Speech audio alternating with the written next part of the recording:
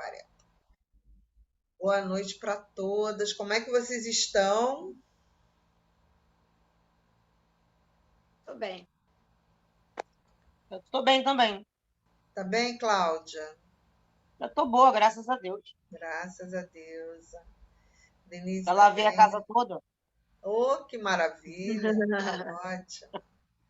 Tá ótimo, então. Sabe o que eu queria saber de vocês?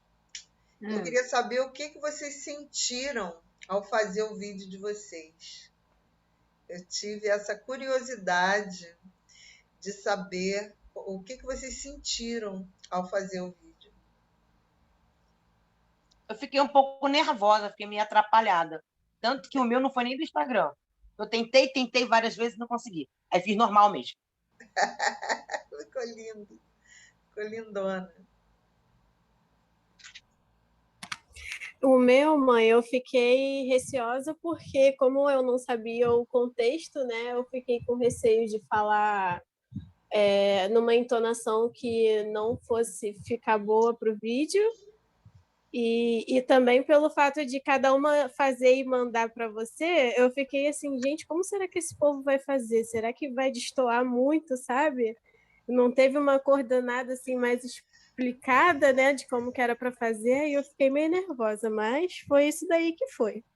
Você é virginiana, Denise? Deixa eu só tirar essa dúvida. Com certeza. Ah, tá. Não, era só para tirar uma dúvida. Muita coisa. Olha, as virginianas do grupo foram, olha, foi como espremer, tive que espremer, sabe? Aquela coisa assim. Não, porque querem saber os detalhes, como faz. Eu falei, não, vai ser surpresa. Vai ser, mas as virginianas me deram trabalho, viu? Vou te contar.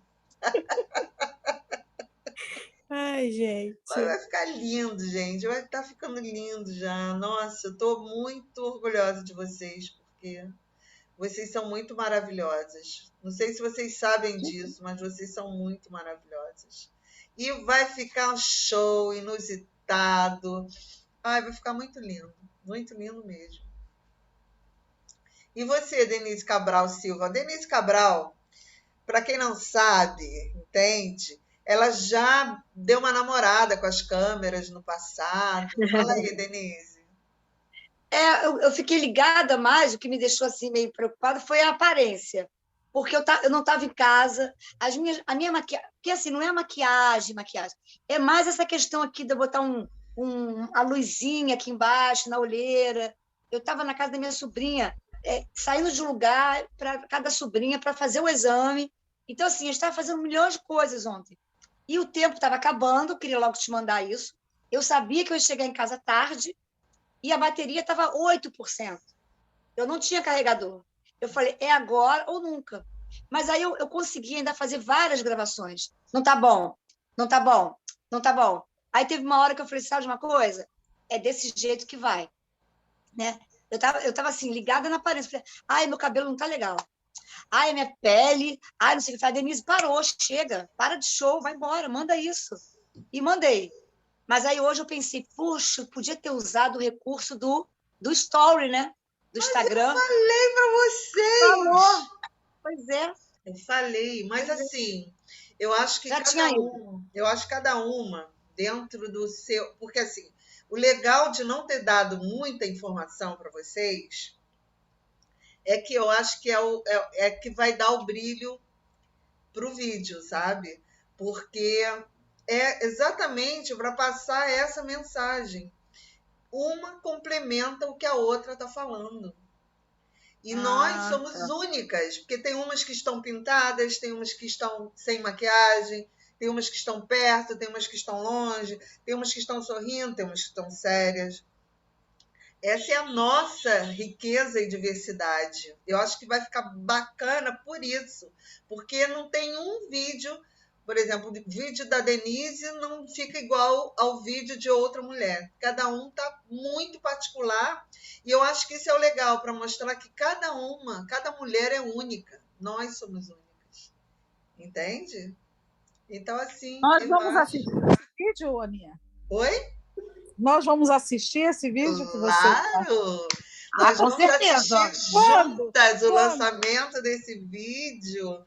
Vamos ver, ó, agora já estou nos finais, nos detalhes finais, e aí eu vou fazer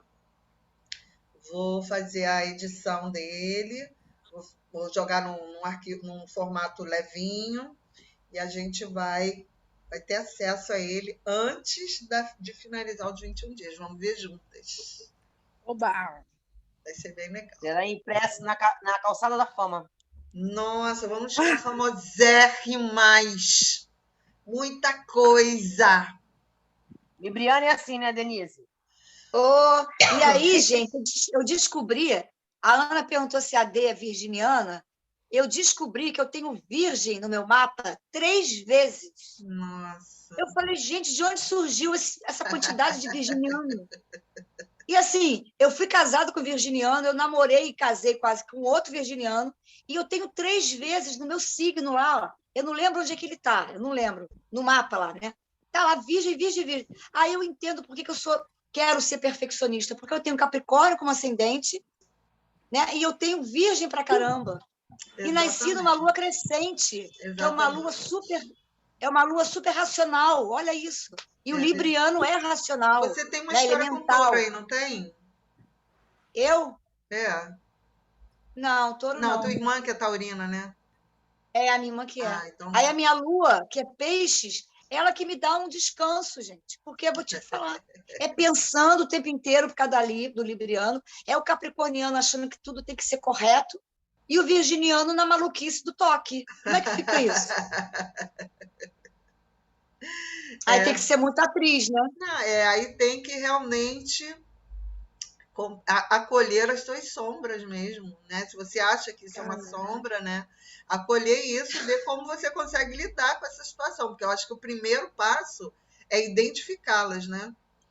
E eu tenho muitas casas em Virgem, muitas casas. E eu tenho Você lembra que a gente viu isso no dia do curso, do benzimento? Foi sim. O meu Vênus está em Virgem. Exatamente, a minha Vênus está em Virgem também. E assim, assim, eu vou falar uma coisa para vocês. O legal da gente ter Virgem em Vênus, quer dizer, é horrível ter Virgem em Vênus, né? Porque a gente fica perfeccionista, procurando defeito no outro. Mas o lado bom é que eu tentei fazer isso com meu marido. Botar um monte de defeito nele, assim. Foi tudo por água abaixo. Então, a salvação pra gente. Então, quando você encontrar... então tem luz no fim do túnel. Que bom. Vai dar tudo certo. Quando for, você vai tentar, vai espernear, mas não vai surtir efeito. Graças a Deus. Oi? Eu preciso fazer isso para saber os meus, eu nunca fiz. É bom, é bem legal. O mapa, ele dá um norte. Primeiro, o mapa natal, ele te mostra quem é você, né? E a revolução solar, que é como vai ser o seu ano, ela mostra para você aspectos que você vai enfrentar no seu ciclo. E o seu ano, ele vai do dia do seu aniversário até o dia do seu aniversário do ano seguinte, né? Então, ele percorre os 360 dias e 5 dias do seu ano, fazendo através das conjunções, como vai ser, como não vai ser. E no seu mapa natal, ele fala dos aspectos, né? Onde está o signo em que casa e o que isso faz com você. Então, isso te dá um autoconhecimento muito bacana, né? O bom é isso. Você eu gosto muito. Eu quero ver se eu faço esse ano o mapa, a minha revolução solar, porque eu acho que vai ser um ano muito bacana. Acho não, já está sendo um ano muito bacana. Mas é legal você ver alguns aspectos, né? Bem legal. E é legal fazer no aniversário, né? É o que se falou, do ano mesmo. Né? O ano astrológico da gente. Exatamente. Que aí você tem aquela contagem do ano, do seu dia até o seu dia do ano que vem. Aí fica legal. Interessante. Você faz isso, ó? Eu não faço. Eu tenho uma pessoa que faz. Eu conheço 2 pessoas. Uma indicada, que eu ainda não fiz com ela, mas quem fez disse que ela é muito boa. E tem a Cirlei, né, Denise, que ela faz também, mas não sei como é que tá se ela está fazendo, porque ela tem os projetos também, né? Não sei se ela está fazendo. Mas o mapa, o Natal, dá para fazer no Personare, no site da Personare. Você coloca os seus dados para você pelo menos ter uma noção. Ah, sim, aí é legal. Eles dão Depois dos você pode botar para mim lá no Zap o nome vamos sim. certinho? Coloca Porque no eu que tenho... você vai lembrar. Valeu. Vou fazer então. Faz sim, é legal, porque assim, o primeiro contato que você tem com a questão das suas casas, entender um pouquinho como é que funciona, é muito legal. Tá? Então, eu até comecei a fazer um curso há muito tempo atrás, e essa minha professora também faz mapa, a Cláudia Sotelinho, ela também é muito boa. E aí eu vou deixar umas indicações aí depois, se quiser ver a questão do mapa, a evolução, aí é legal. Então vamos começar, né? Vamos começar. Depois eu vou ver com as outras sagradas o que elas sentiram, né? Que eu acho bacana compartilhar esse sentimento aí do fazer o vídeo, como se sente. E hoje, a gente dando seguimento, né, à nossa jornada, eu vou falar um pouquinho sobre... A gente ontem falou, né, sobre empreendedorismo, o perfil dessa empreendedora. E aí eu quero voltar hoje no livro, porque a Clarissa, ela é uma psicanalista e ela traz uma questão muito importante que eu acho que tem tudo a ver com o que a gente está fazendo aqui. Ela fala que a gente tem que... Ela fala o seguinte, que o cio é a recuperação da sexualidade sagrada. Então, ela fala que a gente precisa dessa energia, né, sexual para a gente poder tocar os nossos negócios, a nossa vida, as coisas que a gente deseja. Aninha, dá para repetir novamente o que ela falou? O cio é a recuperação entendi. da nossa sexualidade sagrada. Ela fala que essa sexualidade, ela não precisa estar... ela não é necessariamente a sexualidade ligada a um homem, mas essa sexualidade é uma energia que, quando bem trabalhada, a gente consegue jogar nos nossos projetos, a gente consegue jogar nos nossos ideais de vida. Então, a gente precisa... Essa sexualidade, ela tem que estar bacana para a gente poder conseguir tocar os nossos projetos. Então, eu vou... Dentro do livro dela, ela tem 3 histórias, né? Que eu vou contar primeiro as histórias e depois a gente vai conversar sobre algumas questões aí sobre essa sexualidade que a gente também perdeu, né? Ao longo dessa história aí do patriarcado, a sexualidade, eu acho que é o ponto focal da questão do nosso sagrado feminino, sabe? Porque ao longo dos anos a gente foi privada de muitas coisas, nossas ancestrais, né? A mulher só conseguiu ter direito a voto depois de muitos anos, né? A mulher, hoje eu estava vendo, eu gosto muito de ver aquela novela que dá de tarde. Meu ascendente é touro, né? Então eu sou cafa, né? Então eu almoço e aí eu gosto de descansar o almoço assistindo a novela, que ela é muito curtinha, né? Então é o tempo que eu faço a minha digestão sentadinha, fico vendo. E aí eu estava vendo que tinha a personagem principal, a Catarina, ela queria... o pai quer muito que ela se case, porque eles acham que a mulher, quando chega a uma certa idade, achavam que quando a mulher chegava a uma certa idade, ela precisava se casar, porque senão começaria a ganhar aquela coisa de solteirona, aquelas coisas. E ela não quer se casar, mas a irmã está com um problema de saúde, e aí ela se viu numa encruzilhada, porque a irmã dela só pode se casar se ela se casar primeiro, porque ela é mais velha. E aí ela fala, tudo bem, depois de, né, de tanto, muito titubear, ela fala: tudo bem, eu caso, mas eu quero um carro de presente. E a novela, eu acho que ela transcorre na década de 30, se eu não me engano. E o pai dela acha aquilo um absurdo. Ele fala: como? Mulher dirigir? Você tá doida? Não, não, pai, eu só vou casar se você me der um carro de presente. E aí você vê, né, quantas coisas a gente teve que ir conquistando, as mulheres que abriram esse caminho assim, à frente da gente, quantas coisas elas foram conquistando. Por quê? Porque esse patriarcado achava que as nossas ancestrais eram inferiores. Elas não eram capazes de votar. Muitas das nossas ancestrais não tiveram direito a escrever. Nessa novela também, eu não sei quem é o autor. Eu vou até depois procurar, porque tem muitos temas, muitos pontos que falam sobre essas questões femininas. A filha do barão, do cara rico, né, do banqueiro, ele tem uma mulher à parte, a família não sabe, ele é viúvo, ele tem uma mulher e tem uma filha com essa mulher. E aí a Catarina, ela começa a dar aula para essas crianças, por uma questão aí do destino que junta eles. E aí ele fala assim: mas para quê? Para que você quer aprender a escrever? E a menina, novinha, fala: eu não tenho direito de aprender a ler e escrever como os homens? Ele fala: mas não precisa disso. Mulher não precisa saber escrever, ir para a escola, nada disso. Então você vê quantas coisas aconteceram ao longo dessa história do patriarcado, né?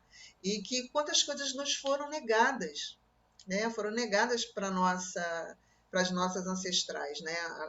Só aqui a gente já viu, né? O direito de dirigir, o direito de votar, o direito de ler, saber ler, porque nós fomos sempre consideradas inferiores. E um ponto muito importante nisso tudo foi a questão do prazer. Foi tirada essa sexualidade da gente, entende? Nós não tínhamos o direito de termos prazer.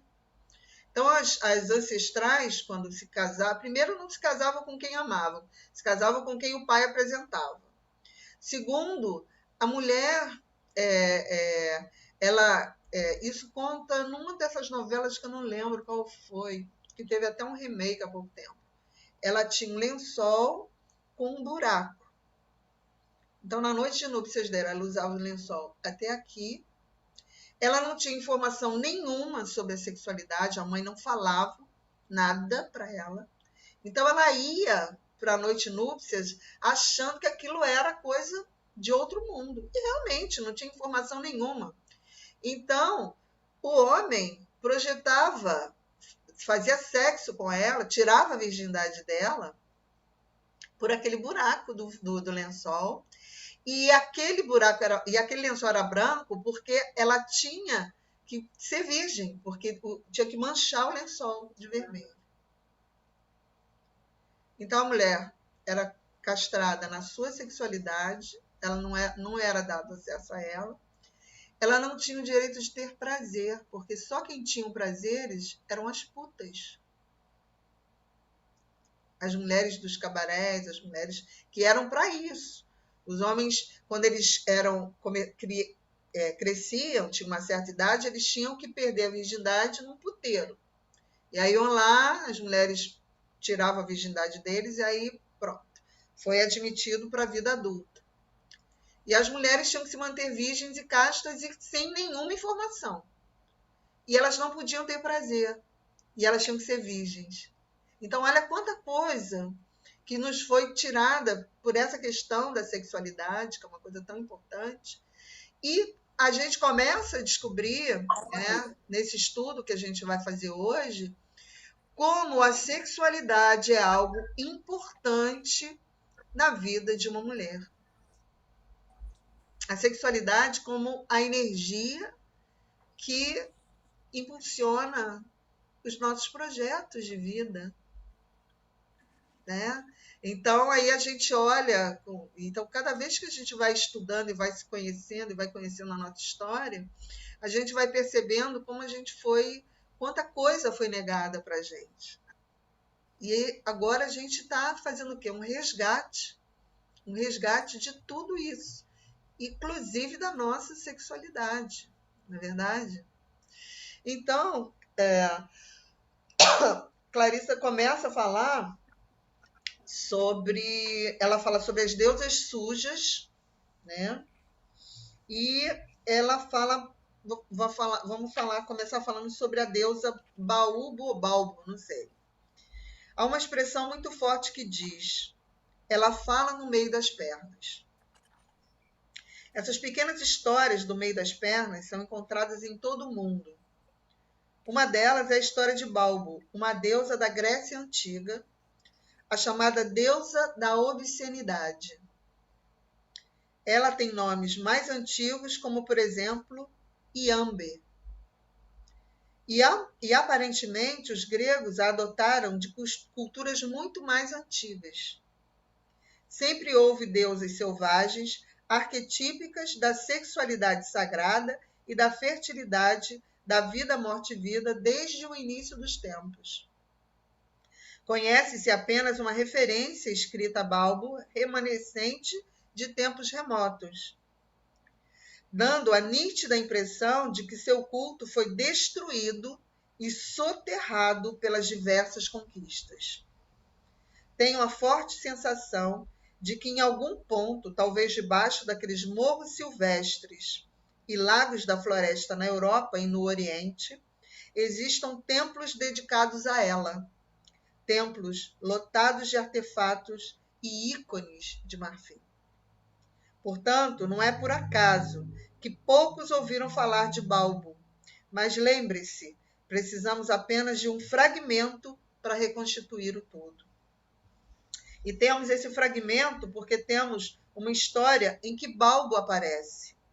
Ela é uma das divindades mais adoráveis e picarescas que habitaram o Olimpo. Esta é a minha versão da cantadora, baseada num resquício selvático de Balbo que ainda cintila na mitologia grega pós-matriarcal e nos hinos homéricos. Deméter, a história é essa. Deméter, a mãe terra, tinha uma linda filha chamada Perséfone, que estava um dia brincando ao ar livre.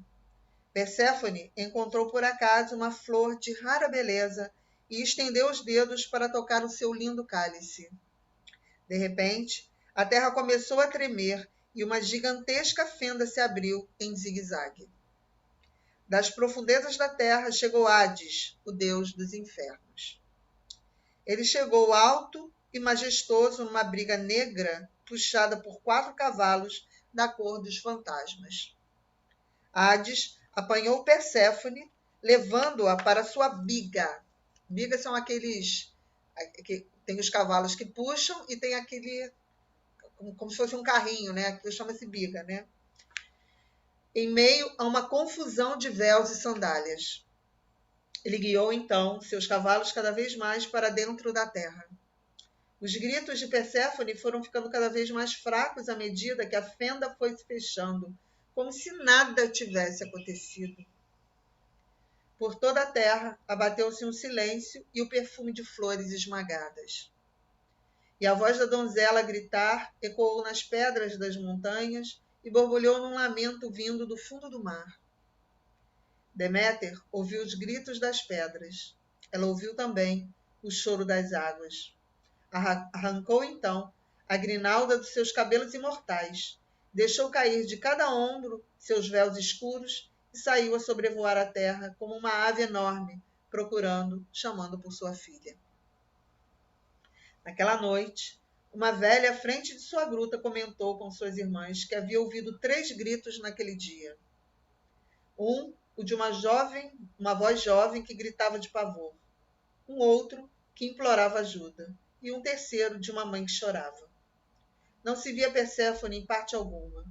E assim, começou a procura longa e enlouquecida de Deméter por sua filha querida. Deméter esbravejava, chorava, gritava. Fazia perguntas, Procurava debaixo, dentro e em cima de todos os acidentes geográficos. Implorava por misericórdia. Implorava pela morte, mas não conseguia encontrar a sua filha amada. Assim ela, que havia gerado o crescimento perpétuo de tudo, amaldiçoou todos os campos férteis do mundo, gritando na sua dor: morram, morram, morram. Em decorrência da maldição de Deméter, nenhuma criança poderia nascer, nenhum trigo poderia crescer para fazer pão, nenhuma flor para as festas, nenhum ramo para os mortos. Tudo ficou murcho e esgotado na terra cresta e nos seios secos. A própria Deméter não mais se banhava. Seus mantos estavam encharcados de lama, seus cabelos pendiam em cachos imundos. Muito embora a dor do seu coração fosse tremenda, ela não se entregava. Depois de muita investigação, de muitos pedidos e de muitos incidentes, tudo levando a nada, ela afinal perdeu as forças ao lado de um poço, numa aldeia onde não era conhecida. E quando recostou seu corpo dolorido na pedra fresca do poço, chegou por ali uma mulher, ou melhor, uma espécie de mulher. E essa mulher chegou dançando até Deméter, balançando os quadris de um jeito que sugeria a relação sexual, e balançando os seios nessa pequena dança. E quando Deméter a viu, não pôde deixar de sorrir um pouco. A fêmea que dançava era realmente mágica, pois não tinha nenhum tipo de cabeça. Seus mamilos eram seus olhos e a sua vulva era sua boca. Foi com essa boquinha que ela começou a regalar Deméter com algumas piadas picantes e engraçadas. Deméter começou a sorrir, depois deu um risinho abafado e em seguida uma boa gargalhada. Juntas, as duas mulheres riram, a pequena deusa do ventre, Balbo, e a poderosa deusa mãe da terra, Deméter. E foi exatamente esse riso que tirou Deméter da sua depressão e lhe deu energia para prosseguir na sua busca pela filha, que acabou em sucesso com a ajuda de Balbo, da velha Hécate e do sol Hélios. Restituíram Perséfone a sua mãe. O mundo, a terra e o ventre das mulheres voltaram a vicejar. Linda história, né? Eu gosto muito dessa história. Então, dentro desses arquétipos, né, a gente vê a questão da fertilidade, a gente vê a sexualidade e a gente vê a inocência, né? Então, eu vou discorrer aqui sobre essas questões e a gente vai abrir para sentir, né, o que a gente estuda. Estão me ouvindo bem? Deixa eu ver. Há um ser que vive no subterrâneo selvagem das mulheres. Essa criatura faz parte da nossa natureza sensorial e, como qualquer animal completo, possui seus próprios ciclos naturais e nutritivos. Este ser é curioso, gregário, transbordante de energia em certas horas, submisso em outras. Ele é sensível a estímulos que envolvam os sentidos: a música, o movimento, o alimento, a bebida, a paz, o silêncio, a beleza, a escuridão. É esse aspecto da mulher que tem cio. Não um cio voltado exclusivamente para a relação sexual, mas uma espécie de fogo interior cuja chama cresce e depois abaixa em ciclos. A partir da energia liberada nesse nível, a mulher age como lhe convém. O cio da mulher não é um estado de excitação sexual, mas um estado de intensa consciência sensorial que inclui a sua sexualidade, sem se limitar a ela. Muito poderia ser escrito acerca de usos e abusos da natureza sensorial feminina e de como a mulher e outras pessoas atiçam o fogo à revelia dos seus ritmos naturais ou tentam extingui-los por completo. No entanto, em vez disso, vamos focalizar um aspecto que é ardente, decididamente selvagem e que transmite um calor que nos mantém aquecidas com boas sensações. Na mulher moderna, essa manifestação sensorial recebeu pouquíssima atenção e, em muitas regiões e períodos, foi totalmente eliminada.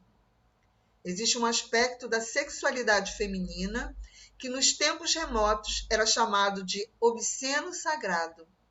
Não na acepção que damos hoje em dia ao termo, mas como significado de uma sabedoria sexual, de uma certa forma, bem-humorada. Havia outrora cultos a deusas que eram voltados para uma sexualidade feminina irreverente. Longe de serem depreciativos, eles se dedicavam a ilustrar partes do inconsciente que ainda hoje permanecem misteriosas e, em grande parte, desconhecidas. A própria ideia da sexualidade como sagrada e, mais especificamente, da obscenidade como um aspecto da sexualidade sagrada é vital para a natureza selvática. Havia deusas da obscenidade nas antigas culturas, assim denominadas por sua lascívia astuta, porém inocente. Contudo, a linguagem, pelo menos no inglês, dificulta a compreensão das deusas sujas como algo que não seja vulgar. Eis o que a palavra sujo e outro termo a ela relacionado significa. A partir desses significados, creio que ficará claro por que motivo essa antiga adoração às deusas foi empurrada para baixo do pano. Gostaria que vocês examinassem as seguintes definições encontradas em dicionários e chegassem às suas próprias conclusões. Dirt significa sujeira, do inglês, provavelmente do irlandês. Significa excremento. Significado ampliado para incluir imundície. Geralmente, o solo e a poeira, por exemplo, e a obscenidade de qualquer natureza, especificamente na fala. Dirty word, palavrão. Uma palavra obscena também usada atualmente para designar qualquer coisa que tenha se tornado impopular ou suspeita em termos sociais ou políticos, muitas vezes através da difamação e críticas inerentes ou por estar em descompasso com as tendências atuais. E obscene, do hebraico antigo, significa um mago, uma feiticeira. Tudo isso, difamação. Existem fragmentos de histórias em toda a cultura mundial que sobreviveram a vários expurgos. Eles nos informam que o obsceno não é vulgar, mas que lembra mais alguma criatura fantástica da natureza que desejamos muito que nos venha visitar e que venha a ser uma das nossas melhores amigas. E aí ela fala: percebi como essa atitude de boa educação nas situações erradas realmente sufocava a mulher em vez de permitir que ela respirasse. Para rir, você precisa ser capaz de soltar o ar e inspirar de novo rapidamente. Sabemos, a partir da cinesiologia e das terapias do corpo, que respirar significa conhecer as nossas emoções e que, quando queremos parar de senti-las, interrompemos a respiração, prendendo-a. No riso, a mulher pode começar a respirar de verdade e, ao fazê-lo, ela talvez comece a ter sentimentos censurados. E quais poderiam ser esses sentimentos? Bem, eles acabam não sendo sentimentos, mas alívio para os sentimentos. Em alguns casos, curas para os sentimentos, como, por exemplo, a liberação de lágrimas contidas ou de lembranças esquecidas, ou ainda a destruição das amarras que prendiam a personalidade sensual. Na realidade, em suma, chamamos de sujas porque estiveram muito tempo vagueando embaixo da terra. No sentido positivo, elas pertencem à terra fértil, à lama, ao estrume, à substância criadora do qual se origina toda a arte. Na realidade, as deusas sujas representam aquele aspecto da mulher selvagem que é tanto sexual quanto sagrado. Então, a autora traz para a gente uma nova forma de enxergar a nossa sexualidade. Ela fala que tudo que é sexual é sagrado. Então, vamos imaginar como vai ser desafiador para a gente, mulheres modernas da década do século XXI, repensar a nossa sexualidade sob um ponto de vista sagrado, depois de tudo que a gente ouviu aqui sobre as histórias que eu contei das novelas, e sobre o que a autora, um vislumbre sobre do que foi ocultado para a gente e de como a gente se situa dentro de todas essas histórias. Está aberto para vocês.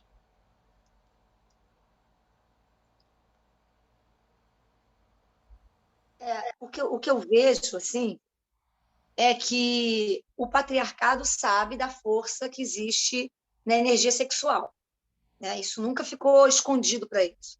E eles sabiam que a gente guardava isso com a gente, né? Por isso que foi dito para a mulher o seguinte: cobre o teu corpo porque ele é sujo. E essa história das mulheres de antigamente terem relações sexuais com o marido cobertas, o que eu entendi agora, é engraçado isso, né? Eu não tinha pensado nisso. Não é tipo assim, guarda porque é sagrado, não, guarda porque isso é feio. Não me mostra o teu corpo, não. Teu corpo é sujo, eu faço isso lá fora, com você não. Guarda ele, não com carinho, não com zelo, mas porque é repugnante teu corpo. Eu não quero ver teu corpo. E no subconsciente de cada homem, né, estava inserido isso. Elas têm uma força muito poderosa nela, na energia sexual, né, que vem através da Kundalini, né, no centro da nossa coluna. Então, nos foi contado o seguinte: olha só, não mexe naquele quarto, né? Tem uma passagem no livro da Clarissa que fala dessa questão do subsolo, né? do sótão. Eu vou viajar, minha mulher, a chave vai ficar contigo, mas você promete que você não vai mexer em nada que está lá embaixo no sótão. Você não vai mexer. Seu Barba Azul. Barba Azul. Então, é isso. Não vamos contar para elas. A gente faz o seguinte: a gente fala para elas que o corpo é sujo, repugnante, que sexo não é para a mulher direita, né? Até hoje tem isso. A fulana é para casar e a fulana é para ficar. Eu nunca entendia isso. Eu sempre achei uma coisa ridícula, porque assim, eu quero ser uma mulher livre, fazer o que eu sinto vontade, e eles falavam assim: no primeiro encontro não pode dar mole, porque senão o homem vai achar que você não é para casar. Então, assim, a gente é a bonequinha arrumadinha que está ali numa vitrine e o homem escolhe a gente. Ele pode ter desejo sexual na primeira noite, a gente não. Ele vai insistir, mas a gente tem que dizer não. E muitos acham que o não é um sim. Então, quer dizer, é tudo muito confuso para deixar a gente perdida, sem chão. Só que as coisas estão acontecendo. Aí você fala da Catarina, da novela, ela era uma feminista. Ela era uma feminista. Então, a gente pode ter certeza que cada uma de nós temos na ancestralidade uma feminista. Nem que seja uma, a gente tem. Né? A gente tem essa força de onde? Ok, é energia sexual, tal, mas a gente traz isso das nossas ancestrais. Tem alguma feminista na minha família e que faz eu ter essa força, essa revolta quando eu vejo por que você vai estudar, né? Você escuta um líder religioso, que eu não vou falar quem é, claro que não, dizer o seguinte, que mulher não tem que fazer faculdade. Onde já se viu isso? Falar agora, no século XXI, que uma mulher que faz faculdade vai querer mandar no marido. Então, assim, está tudo tão claro hoje em dia para a gente, mas para elas não estavam claro, estava muito complicado. E aí a menina ficava assim: eu não quero casar com fulano, não, mas é com ele que você vai casar, porque teu pai decidiu, porque tinha os interesses, né? E o que a mulher fazia com o sexo dela? Ela abafava. E a gente sabe da força que existe no primeiro chakra, no segundo chakra, que é a de realização. E se essa mulher não tem o lado sexual dela ativo, como você falou, não necessariamente sexo, né? Mas a energia sexual, ela não consegue concretizar nada. Ela não consegue. Tanto é que para a gente poder... Você até uma vez falou, Denise, você está com muitas ideias, bota no papel, usa o quartzo fumê na beirada do teu colchão para aquilo trazer energia da terra e você concretizar. Então, a energia vem da terra, é dali que vem. E aí falam para a gente o seguinte, não mexe com isso. Por quê? Porque não. E pronto. Só que algumas mulheres ainda hoje falam assim, é melhor, eu estou feliz, né? Meu marido é um homem bom, às vezes é um pouco grosseiro, mas é um homem bom para meus filhos, me dá casa. Ainda tem mulher assim. Né? E o que a gente tem que ter com essas mulheres? Muita compaixão, né? Porque elas não estão ali porque elas querem, elas estão ali porque elas acham que é o lugar delas. Né? E a gente sabe que não é. Então, assim, um texto que você leu, olha quanta coisa que vem junto. Né? Ana, eu vou sair, vou deixar a chave do meu quarto contigo, mas não mexe. Então, por que eu deixei a chave do quarto contigo? Né? Que é para deixar a mulher muito, né, ansiosa, eu vou mexer, eu vou não mexer. É essa bagunça que eles faziam com a gente, né? Que hoje não fazem mais. Ainda tem assim, uns resquícios que é o seguinte, vou te ligar às 8, 8h30 no máximo, eu estou passando para te apanhar para a gente jantar. E aí não liga às 8, não chega às 8h30, chega às 9h05, 9h10, que é para dar aquele gostinho. Né? E assim, eu acho que as coisas estão desmoronando na frente dos machistas. Porque se o homem marca comigo 8 e vai chegar às 8h30 e não chega, o mínimo que eu vou fazer, eu espero, né, ter essa consciência emocional, é me desarrumar, trocar de roupa e ficar vendo um filme, alguma coisa, e ele vai chegar e ele vai ficar passado. Como assim você não me esperou? Eu falei, você marcou 8 horas, são 9h30, vou fazer outra coisa. Né? Então, eu peguei a chave e abri o quarto. É isso que eu fiz. Ainda mais do jeito que eu sou, eu abri mesmo e fui cutucar tudo, porque aquele quarto pertence a mim. É a minha linhagem que está ali. E como isso. é Veio um monte de coisa agora. E Caraca. Como é que é abrir esse quarto aí? Qual é a sensação? Muito escuro, mas assim, sabe aquele quarto que tem uns tijolinhos em cima, que passam umas frestazinhas de luz? Esse quarto é escuro, mas tem essas frestas de luz, por onde eu consigo tatear e ver que não tem perigo, assim, não tem bicho, não tem... E vou mexendo. E a força que me dá é tão grande, porque eu tenho absolutamente certeza de que tudo que está ali é meu e que foi roubado, furtado, foi furtado. Não foi roubado, ninguém chegou e falou, passa para cá. Foi furtado, foi retirado, enquanto eu adormecia. Enquanto a Denise achava que um homem gritar comigo, tudo bem, contanto que ele não vai embora. É isso. Foi furtado da minha vida isso. Um homem que falou, eu quero transar, hoje eu não quero, agora eu quero, hoje eu não quero. Ai, tá bom, importante ele não ir embora. Né? Então, quantas histórias a Denise viveu, e cada história dessa foi tirado algo de mim e colocado nesse quarto. Só que essa chave agora é minha e não tem cópia. Não tem cópia. Tá? Maravilhoso. É minha essa chave. Maravilhoso. Isso aí, lindo, lindo mesmo. E, assim, eu lembrei agora também, a Denise estava falando, né? E que tinha uma peça de teatro que falava que o título era assim: Não sou feliz, mas tenho marido. Sim. Existe coisa mais machista que esse acho que era com a Luísa Perissé essa peça, não era? Não, eu acho que era com a Richard. Não sei o que é Richard. Era um monólogo. Alessandra Richard. Alessandra Richard, isso. Alessandra Richard. Claro, se era um monólogo e era uma comédia, provavelmente ela estava fazendo algum tipo de crítica a esse tipo de frase, né? Mas olha a frase, né? Gostei muito, Danilo, do seu depoimento, muito interessante. Porque até hoje as mulheres são escolhidas, né? A mulher, às vezes, não tem direito a nada. A gente está brigando por tanta coisa e, na realidade, eu acho que tem mulheres que vão para a rua, vai trabalhar, vai sustentar a família, mas não tem a realidade disso aí, que ela tem o poder de ser mulher. O homem não tem que mandar na gente, entendeu? Não tem que tomar conta da gente. E quando você está falando da sexualidade, até hoje, por exemplo, o caso da Catarina, ela quer só um carro. Mas hoje em dia, a mulher, quando sai para ir para a rua, o homem pode ir para a rua ter um amante, mas a mulher não pode. Porque a mulher vai ser sempre prostituta. Ele não, ele é o garanhão. Ele tem 10. A gente tem que ser fiel. Ter só mulher, marido e mulher, marido e mulher. Eu não penso dessa forma, gente.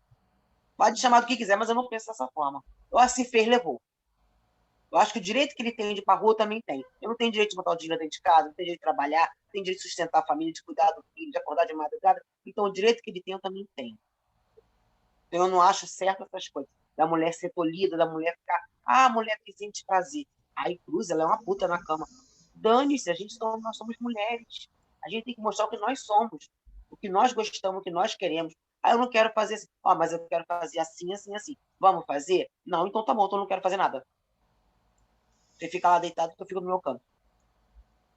Não é? As mulheres não estão tolhidas dessa forma?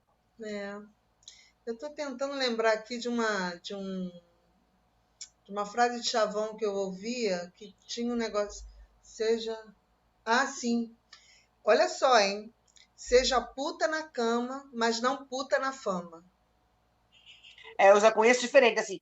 Seja uma puta na cama, uma dama na cama. Uma dama na sociedade. Na sociedade. Na sociedade. Olha só a nossa sexualidade. Aonde que ela ficou, né? Durante tanto tempo, né? Nas mãos de homens. Não, você tem que ficar escondido o tempo inteiro. Se você botar um decote, botar um short curto, uma saia curta, você é estrupada na rua. Porque você estava de decote. E isso é uma mulher que fala, cara. Não é um homem, não. É uma mulher que vai falar que você estava se exibindo por isso que o homem te comeu. Não pode ser assim, gente. A mulher tem que ajudar a outra. Não julgar, para dizer que ela botou a roupa assim. Cara, se eu tenho um seio bonito, eu vou botar meu seio de fora. Eu vou botar meu decote. Se eu tenho condições de botar um short curto, eu vou botar um short curto. Não é por isso que eu sou puta. E mesmo que você não tenha condições, Cláudio, o corpo é seu. Você pode manda, cara. fazer o que você Era isso que eu ia falar agora. Não, você é julgada por conta disso. Aí, Denise. Denise, mexeu no teu ponto aí. Fala aí, Denise. Mexeu na tua área aí, Denise. Já quer mandar uma drenagem pra mim. Porque é muito complicado.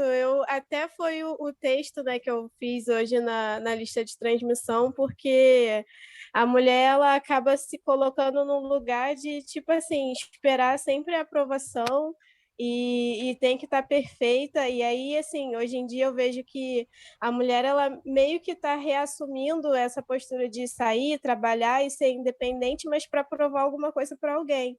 E não para ser porque ela está querendo ser, entendeu? Tipo, ela precisa fazer aquilo dali até primeiro porque se ela for depender de alguém, ou de marido, enfim, ela nunca vai se realizar, mas no fundo, ela acha que ela tem que dar conta de tudo, então assim, é muito complicado realmente para ela entender o que ela precisa fazer, porque ao mesmo tempo que ela não dão direito para ela, cobram a ela coisas que normalmente, sei lá, é muito confuso.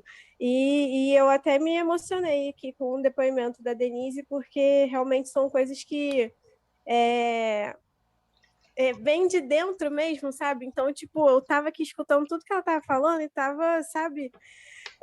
chegou ofegante, porque é como se o que ela falasse era o que eu penso e o que eu falo também ao mesmo tempo, só que, sei lá, é muito profundo e lidar com muitas mulheres no dia a dia, e assim, eu atendo clientes de vários jeitos e, tipo, identifiquei um monte aqui na minha cabeça de acordo com isso que a gente está falando.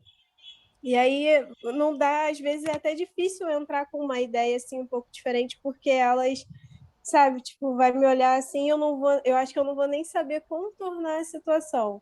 Um dia desses falou, eu aturo meu marido porque, olha, eu sei que o meu salário eu posso gastar e ele banca a casa toda.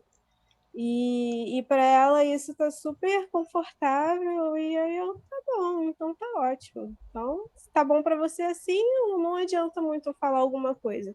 Se tivesse desconfortável, a gente até ia tentar dar uma ideia, né? Mas, enfim.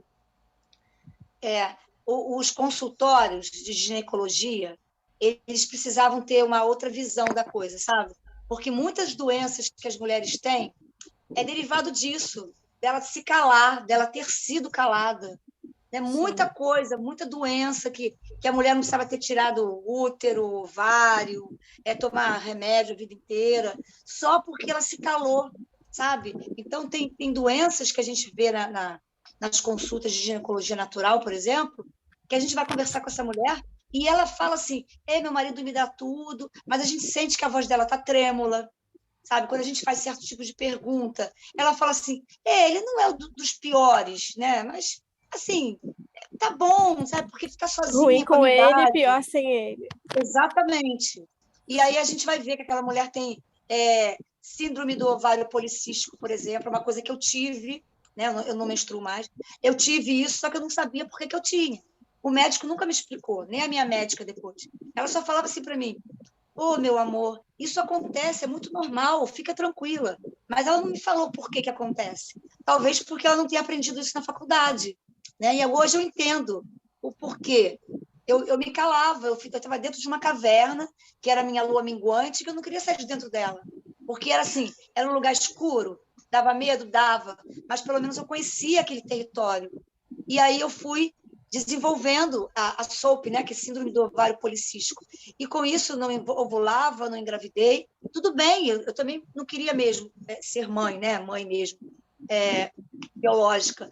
Mas, assim, se eu quisesse, né, é uma coisa que eu criei ali, né, entre aspas, é claro, porque eu simplesmente me calei. Eu falei, não, o homem é um bicho muito mau, muito ruim. Então, eu prefiro ficar nessa minha lua minguante, porque aqui eu estou protegida. E aí o corpo chega uma hora que ele não aguenta, né? E aí vem as cólicas menstruais, aquele banho de menstruação que ninguém sabe onde vai parar aquilo. E aí tudo vai se encaixando, sabe? Está tudo se encaixando na minha vida agora. Eu estou entendendo coisas que, caraca, muito interessante. E nesse caso, né, eu tenho visto também algumas.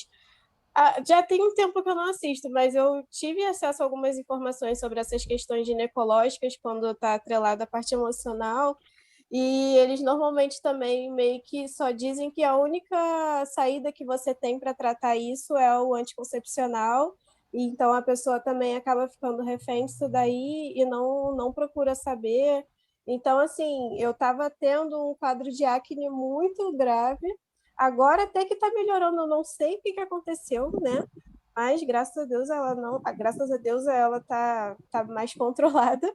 Mas assim, foi uma coisa que eu botei na minha cabeça que era que eu não vou voltar a tomar anticoncepcional, e a ginecologista ficou, não, mas toma só por alguns meses, eu não sei o que, só que assim, a gente sabe que quando parar de tomar, vai voltar a acontecer de novo. Então, se for para voltar, deixa do jeito que tá mesmo. E aí funcionou e agora está melhorando. Maravilhoso. O nosso corpo é tão inteligente, né? Para que tomar anticoncepcional? Porque depois que muitas mulheres que a gente vê, que depois que param de tomar, passa um tempo, elas conseguem organizar o ciclo. É só acompanhar, né? É só na lua crescente não querer ficar dentro e na lua minguante não querer ficar fora. É respeitar esse ciclo interno. No meu caso, por exemplo, quando eu menstruo, eu me guio pela luz externa, né? A luz externa. Mas quando se eu estivesse menstruando agora, né? Porque na época eu não entendia muito isso, eu ia me guiar pela minha menstruação, entendeu? Então, se a gente consegue fazer isso, né, Ana? O ciclo fica mais certinho. E aí dá para sair da pílula, dá para sair dela. Foi uma invenção, né? Criada aí para. Eu acho que até para a gente ficar refém de alguma coisa, né? Exatamente. Eu acho que foi engraçado que os lugares que eu li, eles davam o anticoncepcional como se fosse uma forma justamente de libertação, porque aí a mulher ia poder fazer à vontade sem ter filho, né, sem correr esse risco, só que, na verdade, estava aprisionando ainda mais as mulheres, e aí elas vão lá super inconscientes e até hoje muita gente está nessa daí e não quer parar nem com conversa. Que é mais do que comercial de absorvente, eles colocam a gente assim com mulheres horrorosas que sangram uma vez no mês e que ninguém pode saber. Tem que ser aquele absorvente fino que é para ninguém imaginar, né? E vida normal, olha que absurdo, a mulher está menstruada, como é que ela vai ter uma vida normal? Né? Ela tem que sair daquela correria do dia a dia, ela tem que ter o tempinho dela de lua nova, que é quando a menstruação desce. Caramba! Imagina a gente se ensinar isso para os nossos adolescentes. Que lindo que vai ser.